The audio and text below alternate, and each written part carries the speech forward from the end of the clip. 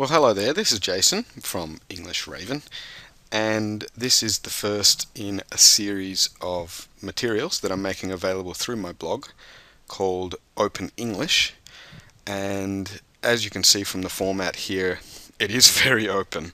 Now, what these are designed to do is to draw on what I call more of an emergent language teaching method, and that is that we start with something very general, very open, and we let the learners see where they can take it, but we have a series of little activities that can perhaps help that along. But the language that emerges is pretty much starts with the learners, and it's our job as teachers to find ways to catch that, to harness it, to apply it in interactive ways, and to encourage them to extend and really apply their English, and to grow it, I guess, is the best way of describing it. Now, the material that you're looking at here is called Picket Fence. You might be thinking, goodness me, why picket fence? And we've got the image there of the picket fence, and the idea here is for this image to be a catalyst for some ideas and some concepts and some thinking. Now in before I describe these, I should mention that there are open source versions of this material. So any of these activities or formats that you don't like, you can go into that open source version, you can delete them, or these have been blocked or grouped within the open source documents. So you can cut and paste them into other materials if you like. If you find the format is a good activity, you could cut and paste it into one of your own materials. And if you don't like this, you might think it's a rather garish, what's that word? I don't know. Color scheme. It's quite bright, but I tend to format my materials so that they can be both quite vivid and very eye-catching, but also so that they can photocopy well, which is important. And you'll find that this color scheme should photocopy reasonably well without coming out in really stark black and white.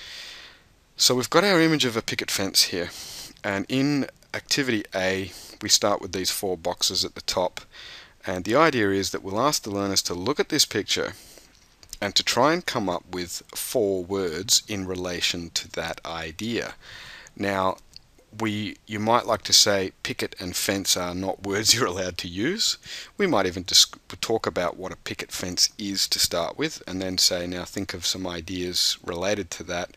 They may come up with words. It depends on the level and age of your students, of course, but they may come up with some obvious words like garden, yard, street. They may come up with words like that, and that's fine.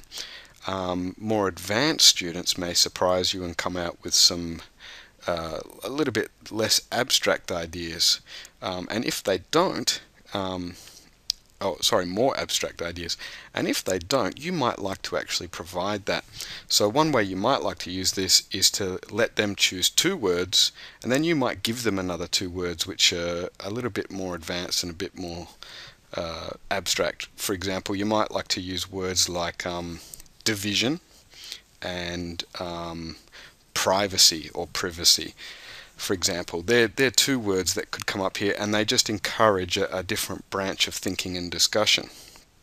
Now, once we have 4 words in these boxes, whether they're all from the students or from individual students, or whether you've given some or whether they've worked on them in groups, lots of options there.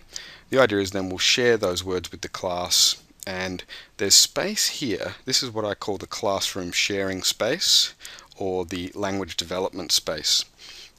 So they might like to write down some of the other words that they hear students using and put it here in this column here. And then we'll discuss those words, and we'll have a discussion based around those initial words that people are coming out with. And then we'll ask the students to go back to their worksheet here and actually put those 4 words into sentences. And drawing on that resource that is the group, we might let them say, choose a word from the rest of that one of the other class members contributed. If they think it's a better or more interesting word than one of the ones they've selected, they might want to use one of those instead. But the idea is they'll be more expressive with that word now by putting it into some sort of full question or statement, and they'll write them down here.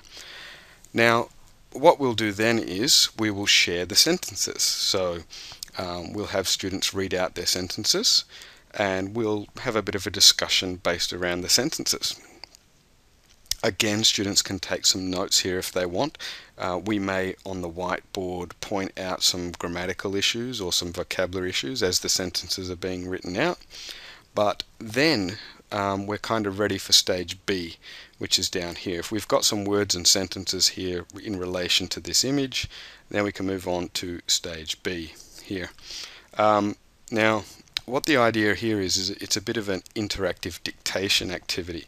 So what we might do here is the teacher can go around, pick up one student's piece of paper, choose one of these sentences, and read it out loud. And the students then write that student's name. So the teacher will say, this is Gary's sentence, and they'll write Gary here. The rest of them, Gary will just sit there and listen, and we will then dictate Gary's sentence to the rest of the class, and they'll try to write it down. Then we'll move on to another student and choose one of their sentences. And the method here is basically oriented around the idea of using the student's own output and letting the rest of the group share with that. Now, one of the reasons I said the teacher could do this is because if the teacher reads aloud one of these sentences, he or she can correct the sentence or stretch it or adapt it so that it's more appropriate or more challenging, and you can correct it on the spot or add to it on the spot before you read it out loud. And that's great because the learner who contributed the sentence gets some feedback on what can be done with their sentence, and the students who are listening and writing down that sentence get a good, accurate sentence, which involves the teacher's know-how in terms of using that sentence properly and making it challenging enough for the group. And we're going to do that for 6 of the students. Maybe this time it's 6 students, each one of them one of their sentences. Maybe next time other students will get a turn at that. Or if another way you could use this is that you first check these sentences and make sure that they're fairly accurate, and then they could dictate their sentences to partners. So it could be a very student-run activity. But again, I think it's probably important that you make sure that their output here is output that can be accurate, and that students are getting good models of good language to use. So this is a bit of a dictation activity. Now the cool thing here is by writing the students' names in here, rather than a teacher having to correct this, the students can then go and look for the student whose sentence it was and look at their original version, which we may have corrected or adjusted, and then check their own. So it gets students going to each other, moving around the room and going to everyone else to see whose sentences they were, and gets them involved together and gets them self-checking and helping each other. So that's the first part of the worksheet. The second page is now this is an open activity here designed for either writing a quick story or a quick description or a quick article, or writing a dialogue based around this idea of the picket fence. And it could be one of those more abstract concepts that we mentioned, like division or dividing, or privacy. They could choose whatever word they like or whatever concept they like, or a completely new concept. But they'll write a short story here, or they'll write a dialogue. They may even team up in groups of 2 or 3 and make a dialogue together here. And once they've finished writing or making something here, the idea is they go down to the bottom here and they write down 3 comprehension questions in relation to that content. So if they wrote a story, they might say, who is blah blah blah, what happened after blah blah blah, why did I blah blah blah, or something like that. But the 3 questions that they make will be in relation to this text, and then the idea is that each student, or perhaps if we had 6 students output here, we might just deal with another 6 students for this part, so that they all get a role to play now, and they'll read out loud or perform their dialogue or read out loud their text. and all the other students will listen, and then that student will ask their comprehension questions and see if the rest of the class can answer. So it's a writing and a listening and a speaking activity. It's very, very integrated, and again, it's very student driven. We may like to, before that happens, actually quickly check their work. We may give some corrections or some additions or some advice here, or even in relation to how they're forming their questions before they read those out. It really depends on how much allowance you have for perhaps some non-accurate language. But even if you let them read it out and then ask the questions, and then based on that give some feedback to the whole group about some of the good language examples, or some of the examples of language that needs to be improved, those can become notes on the whiteboard again, and everybody writes them down here, in this space here, the class, the group work, the class space, the language development space.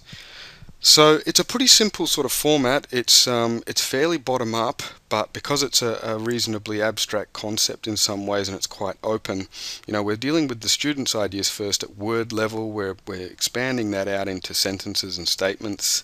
We're then doing a bit of interaction and language work with their listening and their comprehension and their peer corrections and peer checking, and then we're expanding more into something a bit more expressive and a bit longer and a bit more personal, and then some listening, speaking, writing, and listening comprehension here. So it's a fairly simple format, but it really gets the students involved. It is very flexible. You can use any part of this in various ways. If you've got a more advanced group who are a little bit more daring, you might like to do this page first. You might get them to write their output first and do the comprehension stuff, and then go back and do some words based on that new sentences based on those words, and then the dictation activity. So you could use it either way, but I think most classroom situations would like, especially if this is the first time you've tried this sort of open approach, might be better to start with simple building blocks and build your way up. So that's the picket fence lesson outline. Remember, there is the open source version if you want to change any of these parts, or you might like to put in input for them.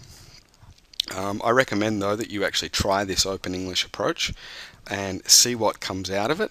It may not work out perfectly the first time you try it, given that there's a lot of sort of openness here, and you'll need to be able to think on your feet, and the learners will too in some cases. So, see how it goes.